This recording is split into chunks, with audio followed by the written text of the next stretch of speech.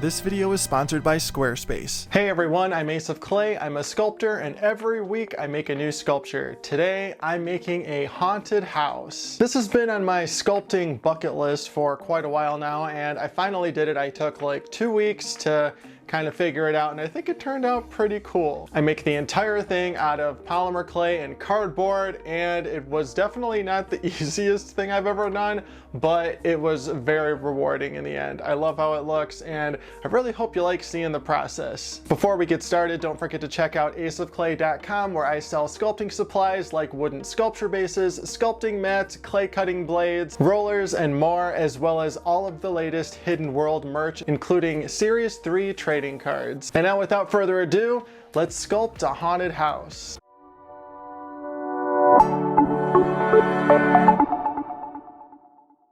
Alright, here goes nothing. I'm going to start by outlining the base that I want on this nice piece of cardboard and then cutting it out. Like so. We're going to go with this little kidney bean shape.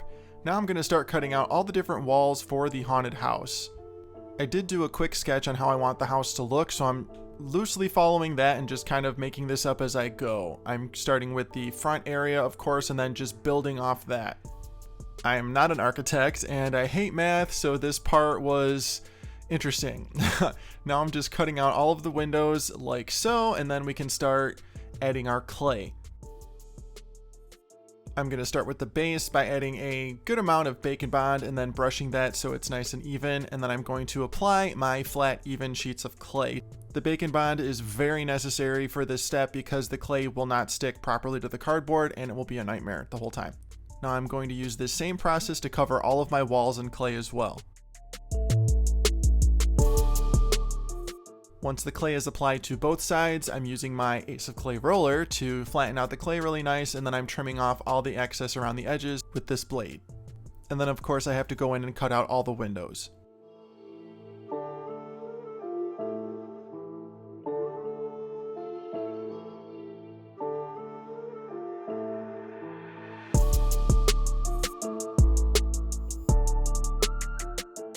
Once all the walls I'm working with right now are covered in clay, we're going to start assembling it. I am actually just attaching it to the base with Bake and Bond.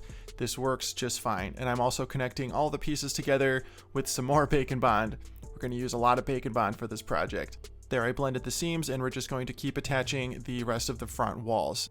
During this process, while I'm creating this section of the haunted house, I want to make sure all my walls are ready to assemble so that they can support each other once they're applied to the base. Making sure the walls are all at straight 90-degree angles really helps. It doesn't have to be perfect, of course, because it's a haunted house, but you do want all the pieces to fit together without any gaps. Now I'm just going to take my large Ace of Clay clay cutter to trim off all of the bulging areas and make it nice and flat.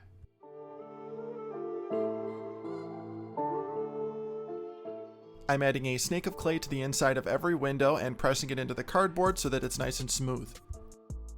Now for a little more trimming.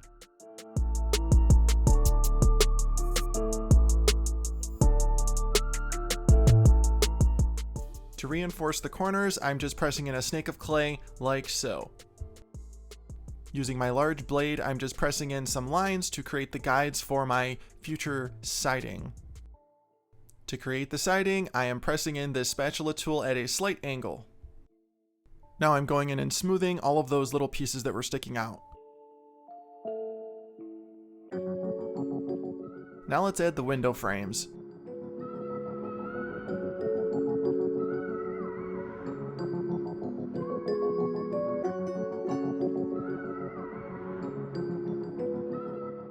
Using my official Ace of Clay Super Poker that is coming soon to aceofclay.com, I'm just waiting on the packaging to get here. I am going to go in and add a wood grain to that window frame. And then we're going to repeat this process for every single window.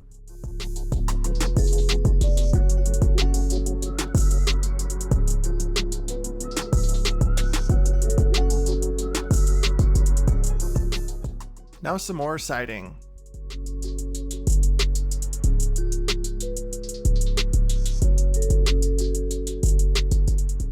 In a perfect world, I would have detailed all the walls before sticking them together, but I have ADHD and I didn't do it that way. So I'm just using a ribbon tool to create the siding on that middle part there that I will eventually turn into stone.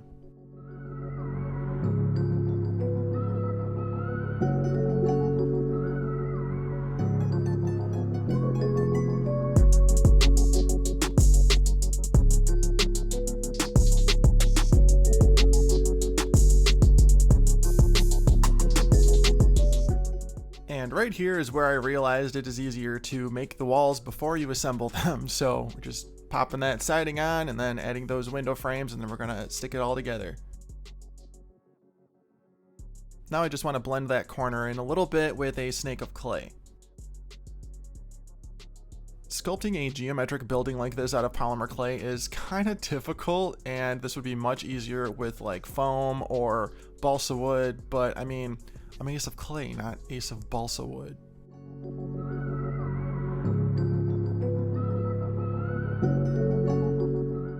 There we go, we're almost there. And I'm not gonna lie, I will say this entire process up to this point, I felt like I was screaming internally. But the base of the house is done, now let's make the roof. This is going to utilize the same steps as the walls, except with roof shapes.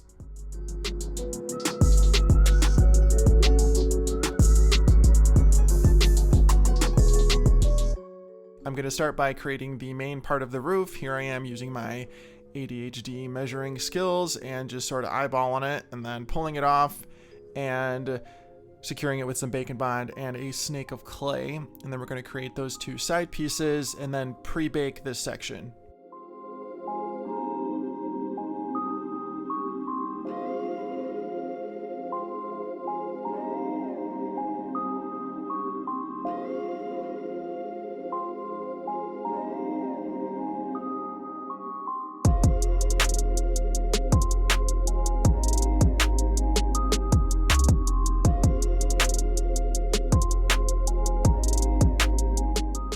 All right, let's carefully transfer this into the oven and hope it fits once it's cured. Once that large section is baked and cured, we have to make these little peaks in the front. Again, same process as everything else, and we're just going to make sure they make sense. Again, I'm not an architect. It just has to look passable. Okay, I'm not thinking about rain flow or anything like that. Once the roof has been assembled, it's time to start attempt number 1 on the shingles, and we're going with these big chunky chiclet style shingles that I don't like, but we're just going to get enough of it done to make sure I don't like it before we use a different process. And I don't like it, so let's peel all of them off and try something different. Now this time I'm just taking flat little sheets of clay like this, adding some nicks in them to create the individual shingles, and then layering them on top of each other like this, and this looks way better. Now let's cover the entire roof in this.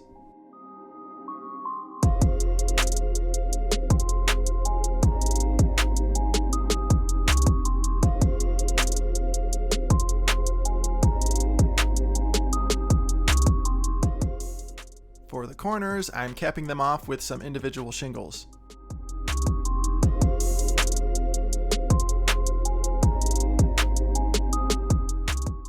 All right, now let's take off the roof because it's stressing me out and finish the rest of it.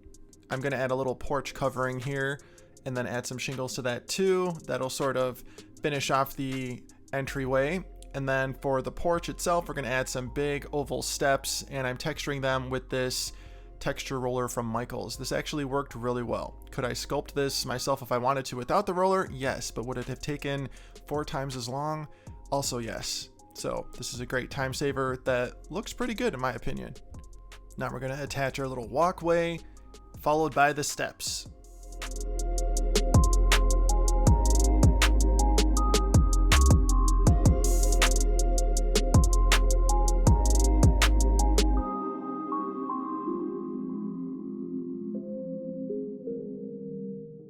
Now let's give it a nice double door. Now let's add some panels and a wood grain texture.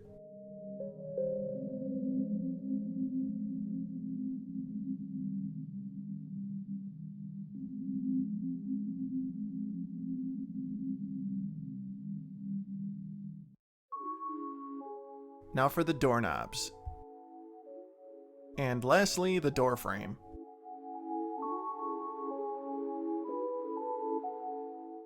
Now let's stick the door on with some bacon bond and our little roof piece.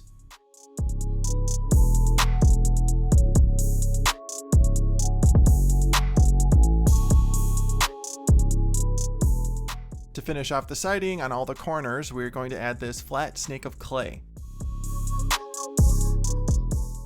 To eliminate any bulging and give it a nice crisp corner, we're going to trim off some excess.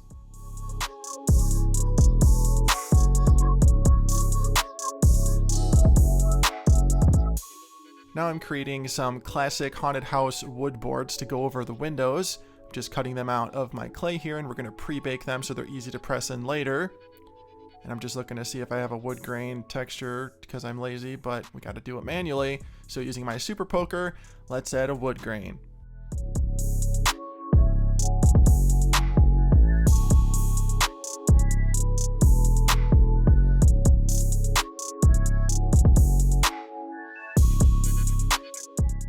And let's finish them off with some nail heads. Using a ribbon tool, I'm going to create a stone texture out of that siding in this middle section here.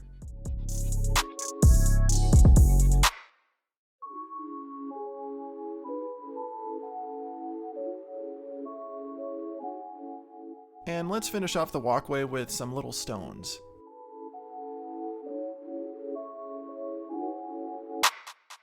All right, we're gonna take a quick break from our video to talk about our sponsor, Squarespace. Now, I've been using Squarespace for almost 6 years now, even before they started sponsoring me, and I could not be happier with my experience. When you have a business like me or a portfolio, you've gotta have a website, and Squarespace takes all of the guesswork out when it comes to building one. It's easy, straightforward, the options are virtually endless, and they give you all the tools you need to succeed. I love the flexible website templates. I'm honestly updating my website at least once a week, and it could not be easier. All of the templates are professionally designed and have options for every use and category. You can customize your look, effortlessly update content, and add all the features to fit your needs. You can transform any template into your own to really stand out online or on any device. I also love how easy it is to have an online store with them. I can beautifully showcase all of my products so they stand out with images, videos, reviews, related products, add-ons, and more. The Squarespace commerce platform makes managing everything from inventory to sales and customers simple. You can even print shipping labels through Squarespace like I do to save time while fulfilling orders. And just recently, they've introduced Design Intelligence. This combines 2 decades of industry-leading design with cutting-edge AI technology to unlock your strongest creative potential. So what are you waiting for? Don't put off making that website any longer. Trust me when I tell you, Squarespace will have your back every step of the way. And you won't believe how easy it is to do,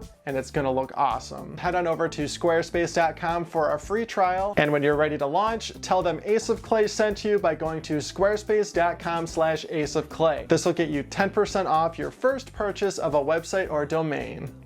All right, once my wooden boards are baked, we're going to attach them with some Bake and Bond, and we're just going to place them randomly all over each of the windows.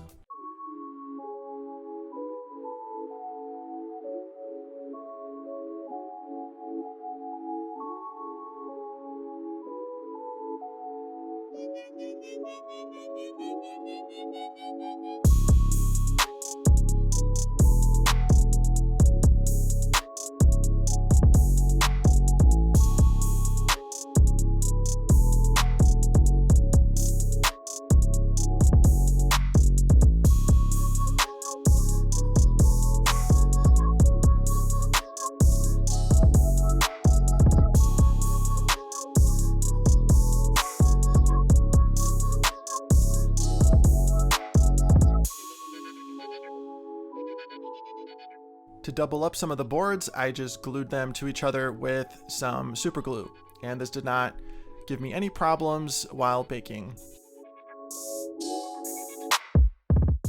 Now for some final touches before we bake. And once it's baked and cooled down, it actually worked, and it didn't break, and everything's amazing. Okay, now I'm just using some Epoxy Sculpt to fill in that gap that appeared during baking. This happened because the entire base was not covered in clay, so it did warp, which is totally fine. I actually wanted to make the base a little bit bigger anyway, so again, we're just filling in that gap with some Epoxy Sculpt. And if you're wondering how much clay this took, I used 5 pounds of Super Sculpey to make this. My pasta maker is still mad at me. And we're just finishing off the base with our Epoxy Sculpt, and I also go into the underside of the roof and add some Epoxy Sculpt on all the seams just to further reinforce things because the roof will always be removable. And once everything is done and the Epoxy Sculpt is cured, it's time to paint. I'm going to start by airbrushing some black over the entire thing. This is going to act as my primer coat.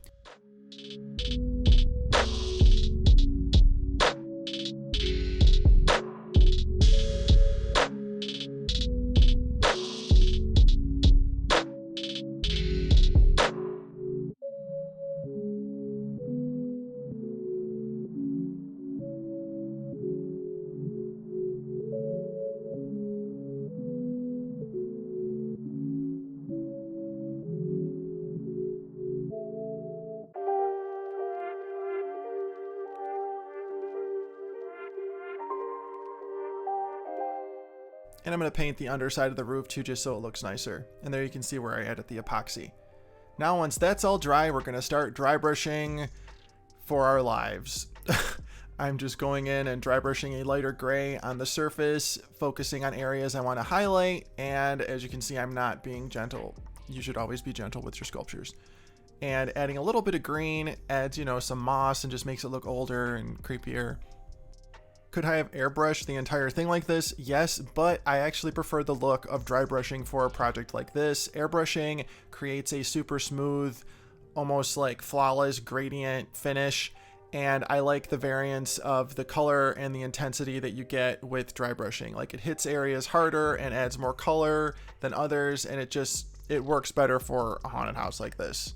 Now let's paint those boards brown so everything isn't miserable gray.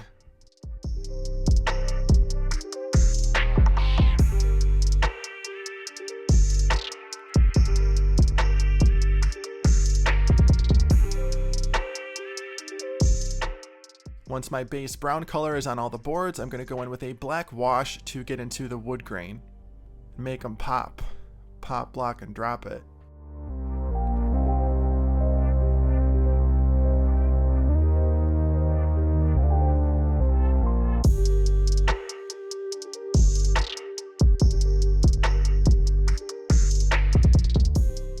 Now to level up our wood boards, I'm going in with a light gray to sort of kiss the top of each one.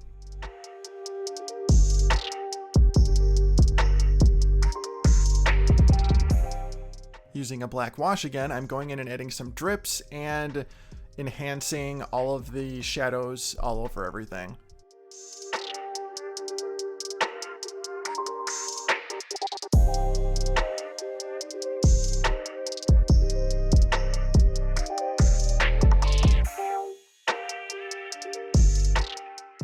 It's getting spooky.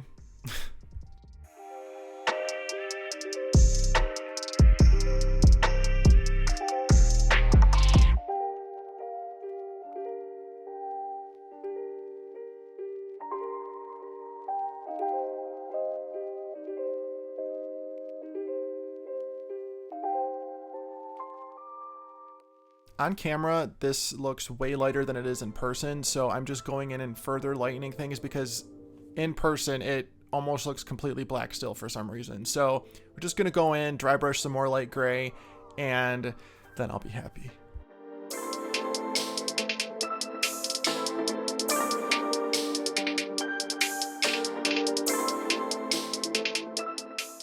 Now let's paint those stones. Gonna paint them different colors here and there.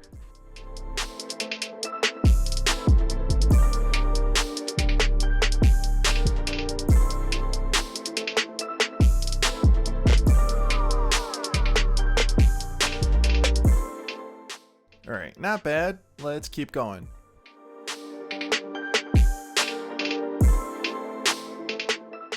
Dry brushing this light gray on the stones like this was so satisfying.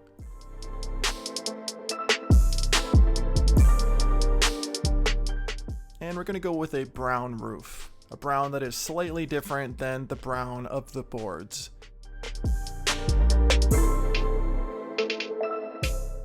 Now for some hard water lines, we're going to just use a white wash and a fine paintbrush and, try our best.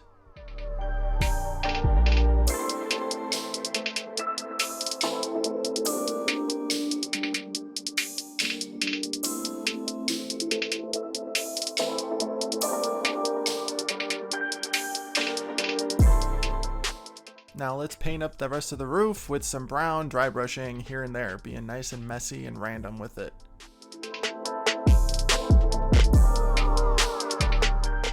And here I turned off my studio lights because I literally could not see what I was doing because I've been staring at this so long, and the satin finish, the reflection it created just made it really hard to see. So here you can see what I'm doing better.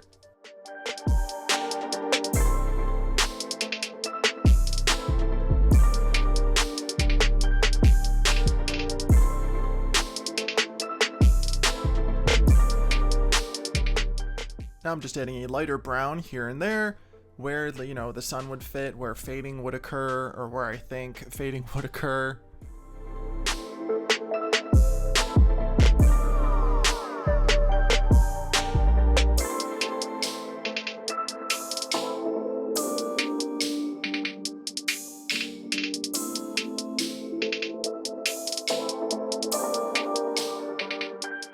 And there we go, the paint job is complete.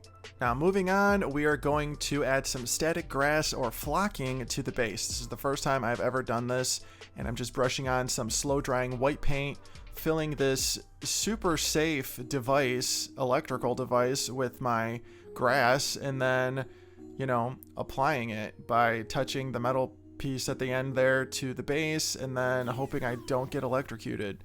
And this actually worked very well. I love how it turned out. So what it does is it just makes the little individual grass pieces stand straight up with an electrical charge.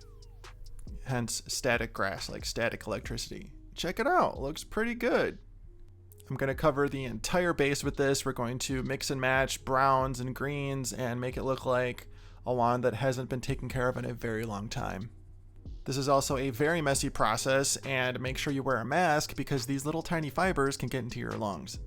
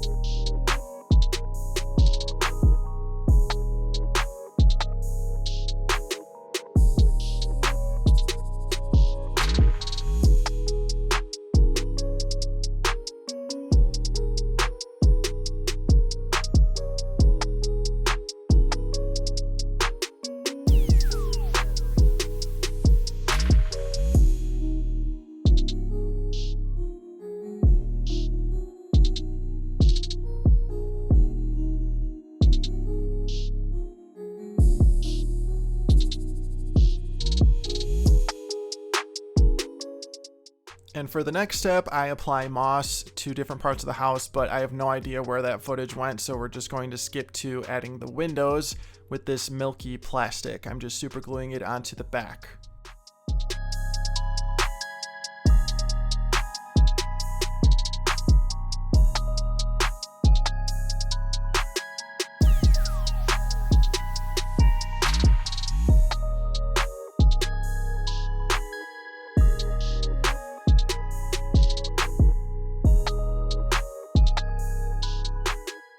And to make this light up, I'm just super gluing some tiny LEDs to the roof.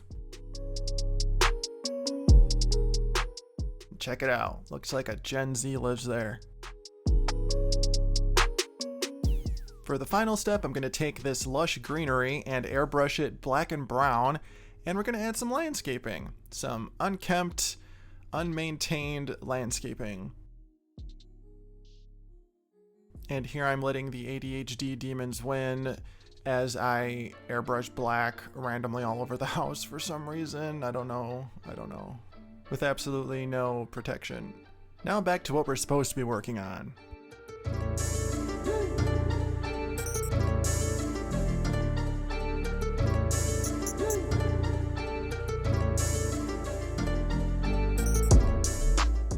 And this stupid brown kept clogging my airbrush, but I got it to work for just long enough to finish all the shrubbery.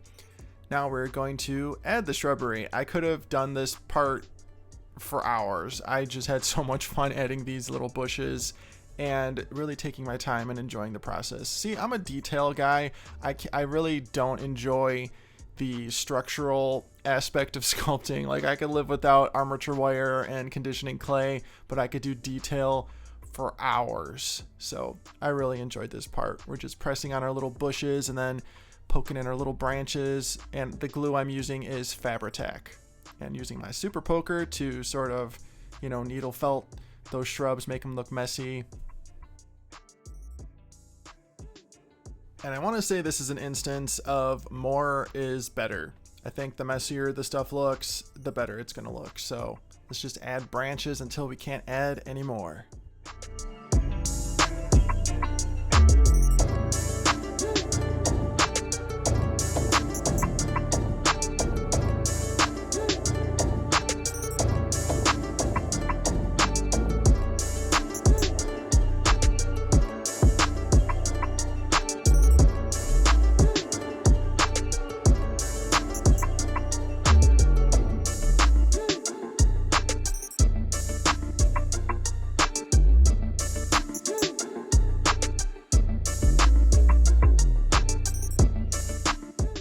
There we go. We're sticking on our last branch, giving it a final spin, and say it with me. And it's done! My haunted house is complete. Let me know how you think I did in the comments.